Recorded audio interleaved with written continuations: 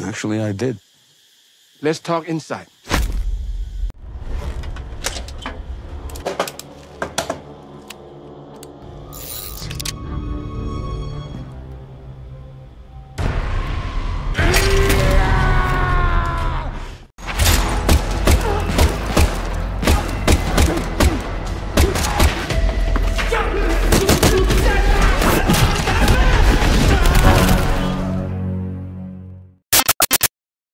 Halo, apa kabar semuanya? Semoga kalian semua sehat. Kali ini si Braya akan membahas sebuah alur cerita film yang sangat seru untuk ditonton. Bercerita tentang seorang pembunuh bayaran yang harus berhadapan dengan bos mafia paling kejam sejagat raya. Oke, tidak usah berlama-lama, bagaimana alur ceritanya? Mari kita saksikan sampai selesai.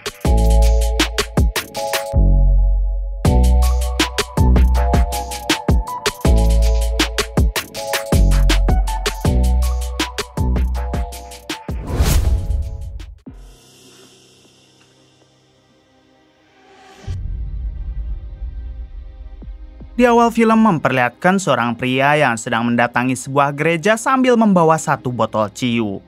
Namun pria itu datang ke gereja bukan untuk beribadah, melainkan menemui pastor yang tinggal di situ.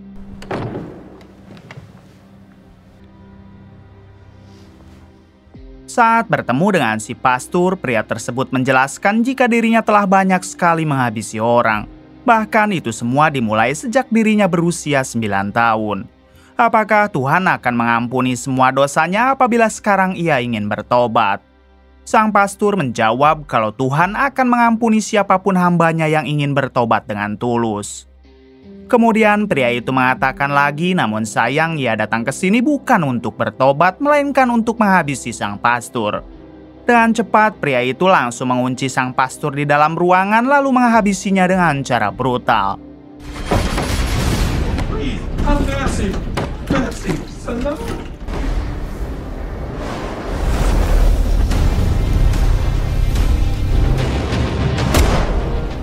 Diketahui pria ini bernama Reno yang merupakan pembunuh bayaran terbaik di Amerika, dan ia juga sangat disegani di dunia kriminal. Ternyata Reno baru saja mendapat pekerjaan dari kliennya, yaitu menghabisi si pastor tadi karena si pastor adalah seorang psikopat. 1 minggu kemudian memperlihatkan Reno yang pergi jauh ke Thailand karena ia diminta datang oleh sahabat dekatnya. Setelah menempuh perjalanan jauh, akhirnya Reno sampai di rumah si sahabat yang berada di tengah hutan. Diketahui kalau sahabatnya ini bernama Chetan dan tujuannya mengundang Reno yaitu untuk meminta bantuan. The fact is, my friend, Actually, I did. let's talk inside. I'm done. Chetan menjelaskan jika beberapa bulan lalu anak dan istri Chetan telah dihabisi oleh seorang bos mafia terbesar di negara Thailand. Dari semenjak kejadian itu, Chetan memilih untuk mengasingkan diri dengan tinggal di hutan seperti sekarang. Chetan meminta Reno untuk menghabisi bos mafia tersebut yang bernama Tar dan juga pacarnya yang bernama Agnes. Agnes juga terlibat atas pembantaian keluarga Chetan dikarenakan Agnes selalu membantu Tar si bos mafia dalam setiap aksinya. Chetan berharap jika Reno mau membantunya membalaskan dendam dan Chetan akan membayar berapapun yang Reno mau. Pada akhirnya Reno menerima pekerjaan itu, namun ia juga berjanji jika pekerjaan ini merupakan pekerjaan terakhirnya sebelum Reno pensiun. For the last ride.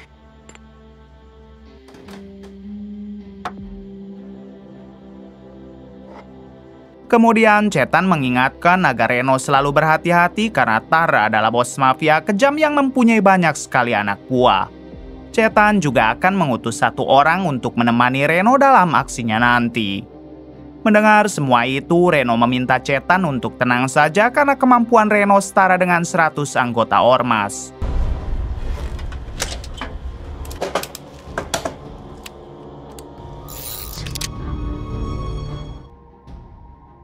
Adegan berpindah kepada Tar si bos mafia yang kini sedang menyandra seseorang. Rupanya Tar menginginkan tanah orang itu, namun karena ia tidak mau, alhasil orang tersebut disiksa habis-habisan oleh Tar dan para anak buahnya. Namun karena tak kuat menahan siksaan, pada akhirnya orang itu mau memberikan tanahnya kepada Tar secara gratis. จัดการมาอีกนิ้ว Right here. Good boy. Di sisi lain memperlihatkan Reno yang sudah sampai di kota Bangkok dan kali ini targetnya adalah Agnes, pacarnya Tar. Reno pun langsung mendatangi klub malam tempat Agnes bekerja. Sesampainya di sana, Reno berpura-pura jogging sambil terus mengawasi Agnes.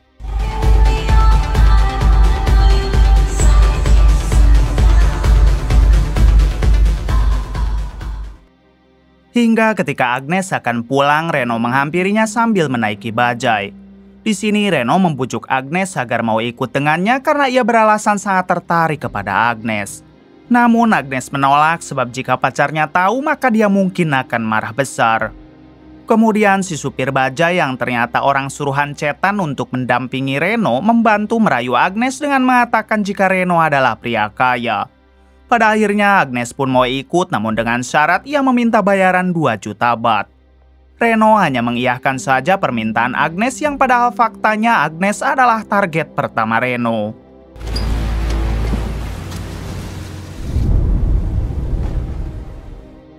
Sesampainya di kontrakan Agnes, Reno langsung dibawa ke kamarnya untuk beranu-anu. Namun terlihat dari kejauhan ada satu anak buah Tar yang sedang mengawasi Agnes. Ketika di kamar, Reno izin ke WC sebentar untuk mencuci pedangnya. Akan tetapi di sini Agnes malah menemukan foto dirinya di saku jaket milik Reno hingga ia pun menyadari jika Reno sedang mengincarnya. Ketika Reno kembali, Agnes langsung berteriak hingga Reno segera mencoba membungkam. Namun bersamaan dengan itu, tiba-tiba satu anak buah Tar yang tadi mengawasi datang dan langsung menyerang Reno.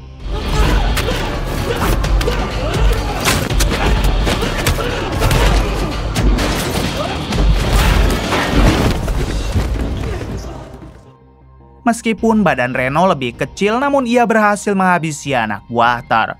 Tapi sayang untuk Agnes, ia berhasil kabur melarikan diri. Dengan cepat, Reno langsung menghubungi si supir bajai suruhan Chetan dan memintanya agar segera menjemput Reno. Reno pun langsung dibawa ke rumah si supir bajai yang berada di ujung kota.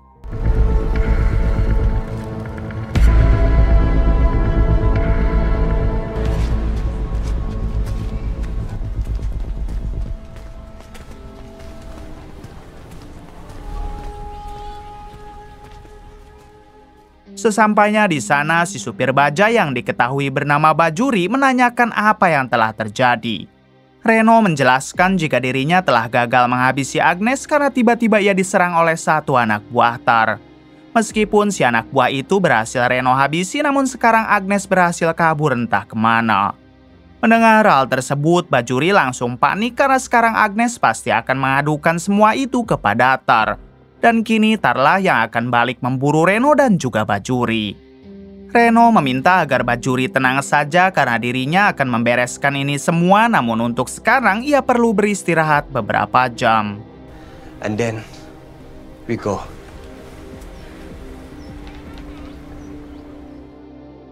Adegan berpindah kepada Tar yang sangat marah saat mendengar semua aduan dari Agnes. Namun Tar juga memarahi Agnes kenapa dirinya bisa mau dirayu oleh laki-laki lain. Agnes beralasan jika dirinya sedang abok parah sehingga ia tidak sadar dengan semua yang terjadi. Kemudian Tar langsung meminta tangan kanannya agar mengerahkan pasukan untuk mencari informasi tentang siapakah pria asing yang hendak menghabisi Agnes. Police don't take her. They want me. They come for me. So if this guy killed him, we must guard up. Police? Police? Let's go. Beberapa menit kemudian, tangan kanan Tar dan beberapa anak buahnya langsung mencari informasi di dekat kontrakan Agnes. Mereka mencoba menanyakan kepada para tetangga, namun semuanya tidak ada yang tahu. Hingga di suatu waktu, si tangan kanan melihat ada satu bocil yang langsung lari saat melihat dirinya. Dan cepat, kelompok si tangan kanan langsung mengejar bocil tersebut sampai masuk ke halaman rumah. Di sini si tangan kanan membujuk si bocil agar memberikan informasi yang ia ketahui dan si tangan kanan berjanji akan memberikan hadiah. Pada akhirnya si bocil pun memperlihatkan foto di ponselnya, yaitu foto Bajuri si supir bajai. Rupanya ketika Bajuri menjemput Reno, si bocil tak sengaja memfoto Bajuri secara diam-diam. Kemudian si bocil mengatakan jika orang itulah yang menjemput pria asing di kontrakan Agnes. Kebetulan sekali dua anak buah si tangan kanan kenal dengan Bajuri yang ternyata Bajuri adalah mantan petarung jalanan. Dan mereka juga tahu betul di mana rumah Bajuri. I think we know him. Let's go. Malam harinya memperlihatkan Reno dan Bajuri yang kini mendatangi tempat tarung bebas di atas gedung. Rupanya Reno bertujuan untuk mendatangi sahabat lamanya yang merupakan bos dari penyelenggara tarung bebas tersebut. Ini dia sahabat lama Reno yang bernama Paul, dan Paul langsung mengajak Reno mengobrol di dalam ruangannya saja.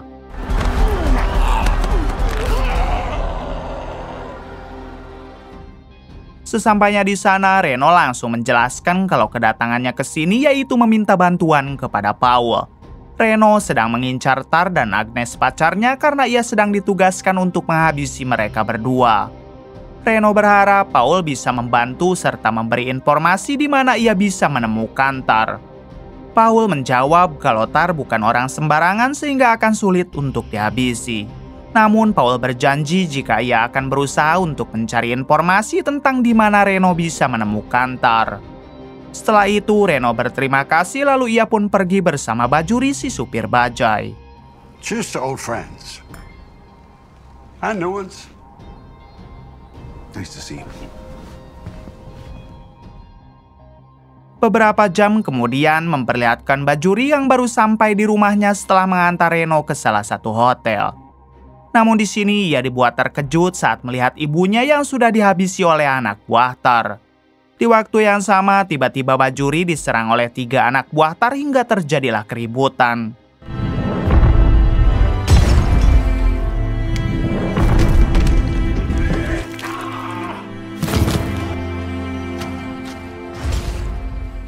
Bajuri yang merupakan mantan petarung jalanan, akhirnya ia pun berhasil mengalahkan mereka bertiga. Namun bersamaan dengan itu datang lagi si tangan kanan dan 2 anak buahnya yang langsung membuat Bajuri pingsan.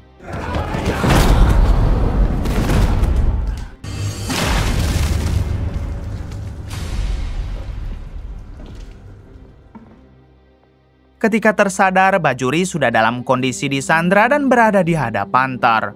Di sini Tar langsung menginterogasi Bajuri tentang siapakah pria asing yang ingin menghabisi Agnes pacarnya. Tentu saja Bajuri tidak mau memberitahu hingga ia harus disiksa dengan kejam bahkan sampai membuatnya kembali pingsan. Kemudian Tar meminta tangan kanannya agar membuka ponsel Bajuri dan mencari tahu tentang pria asing itu dari panggilan terakhir di ponsel Bajuri. Pada akhirnya mereka berhasil menghubungi Reno melalui panggilan video call. Di sini Tar berjanji akan segera memburu Reno dan ia juga akan menghabisi Bajuri. Terlihat Reno yang tidak takut sedikit pun dan ia malah menantang Tar. Setelah itu Tar memerintahkan tangan kanannya agar menghabisi Bajuri dengan cara membuangnya ke sungai.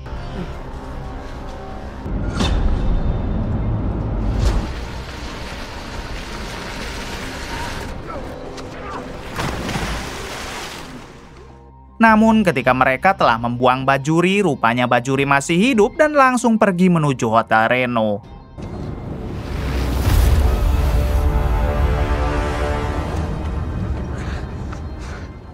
Setibanya di sana, Bajuri langsung masuk ke kamar Reno dengan kondisi babak belur. Reno pun sebisa mungkin mencoba mengobati Bajuri dengan peralatan seadanya. Kemudian Reno mengatakan apa yang terjadi kepada Bajuri. Bajuri menjawab jika Tar telah menghabisi ibunya serta menyiksa Bajuri habis-habisan. Beruntung Bajuri masih bisa selamat hingga ia sekarang bisa berada di sini. Mengetahui hal tersebut, Reno langsung mengajak Bajuri pergi karena ia yakin jika semua ini adalah jebakan. Ketika mereka keluar kamar, benar saja beberapa anak buah Tar sudah berada di hotel tersebut. Karena rupanya sedari tadi mereka telah mengikuti Bajuri. Untungnya Reno berhasil membawa Bajuri keluar, tapi di sana juga sudah ada beberapa anak buah Tar yang tengah berjaga. Akhirnya mau tidak mau Reno harus melawan mereka semua. Tak butuh waktu lama, ternyata Reno berhasil meratakan mereka, kemudian ia langsung membawa Bajuri ke rumah pribadi milik Powell.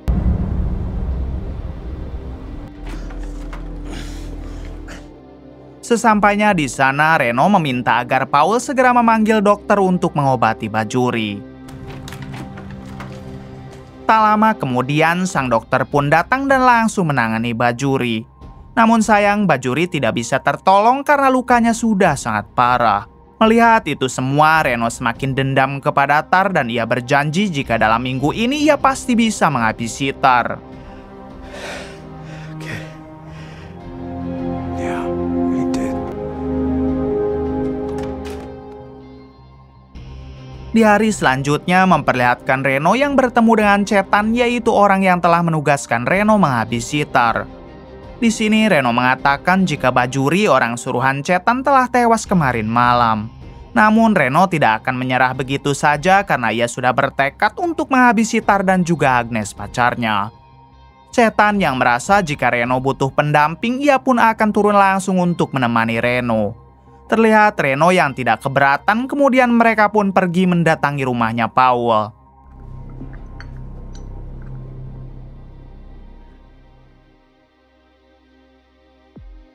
Setibanya di sana, Powell mengatakan jika dirinya telah mempunyai rencana untuk menjebak Tar. Besok malam, Tar akan menghadiri tarung bebas besar-besaran dan ia bertaruh banyak dalam pertarungan tersebut. Reno dan Cetan bisa menghabisi Tar di sana, sedangkan Powell akan menangani semua anak buah Tar. Pada akhirnya mereka sepakat dan Reno akan pergi ke tempat itu besok tepat jam 12 malam. I placed a very large bet myself.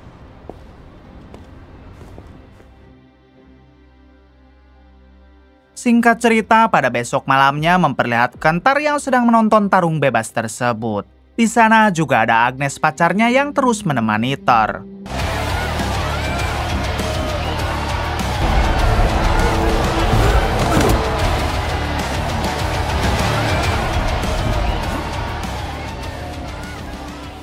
Tak lama Tar dihampiri oleh Powell dan terlihat mereka yang begitu sangat akrab. Bahkan di sini Tar mengajak Powell agar berpesta di klub malam setelah acara ini selesai. Namun Powell menolak dengan alasan jika dirinya sedang tidak enak badan. Tonight big fight, big bet. I'll see you later. Tepat ketika jam 12 malam memperlihatkan Reno, Cetan, dan satu anak buahnya yang mendatangi tempat tarung bebas tersebut. Namun baru saja sampai di parkiran, mereka malah langsung diserang oleh para penjaga di situ.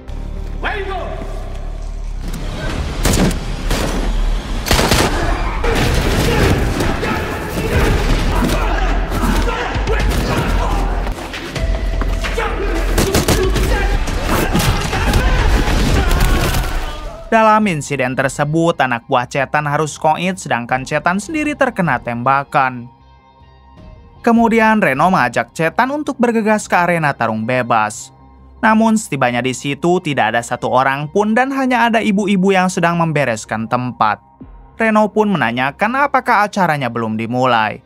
Ibu-ibu itu menjawab jika acaranya telah selesai 2 jam yang lalu.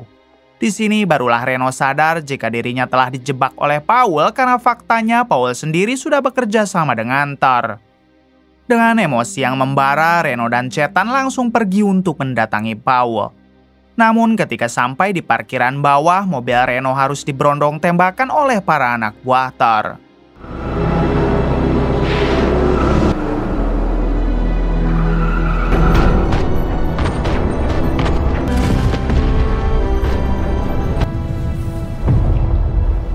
Pada akhirnya mobil Reno meledak sehingga satu anak buah Tar langsung mengabari Tar jika Reno telah berhasil dihabisi.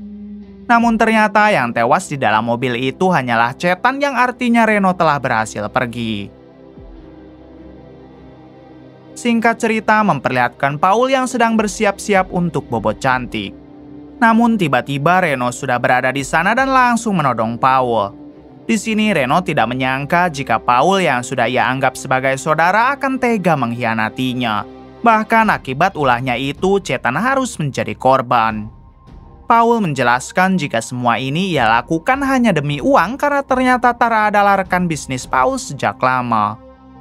Dan cepat Reno meminta Paul agar mengantarkannya ke tempat Tar jika Paul tidak ingin dihabisi. Pada akhirnya Paul mengantarkan Reno ke klub malam tempat Tar berpesta.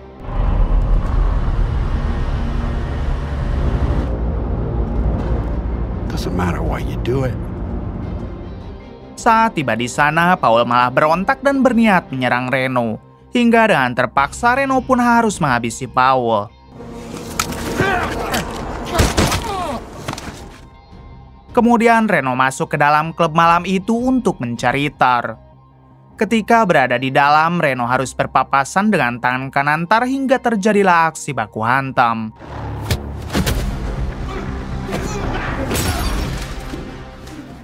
Terlihat mereka yang sama-sama kuat dan seimbang, tapi pada akhirnya Reno berhasil menghabisi orang tersebut.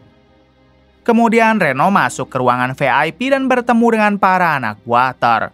Di sini Reno langsung memberondong mereka dengan tembakan dan menyisakan satu orang.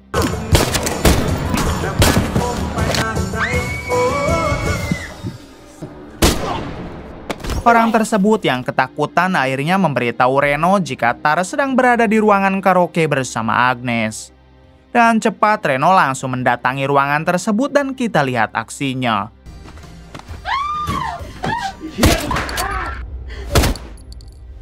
Tanpa ada perlawanan, akhirnya Tar dan juga Agnes mampu dihabisi hingga kini misi Reno pun dianggap selesai.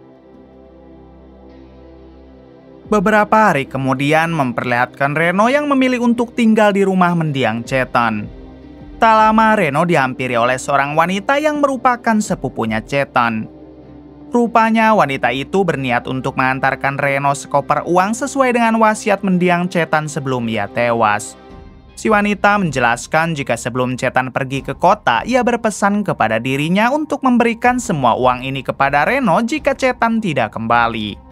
Diberitahu semua uang tersebut sebagai upah untuk Reno yang kini telah berhasil membalaskan dendamnya kepada Tar dan juga Agnes. That was the agreement with Satan. Okay then.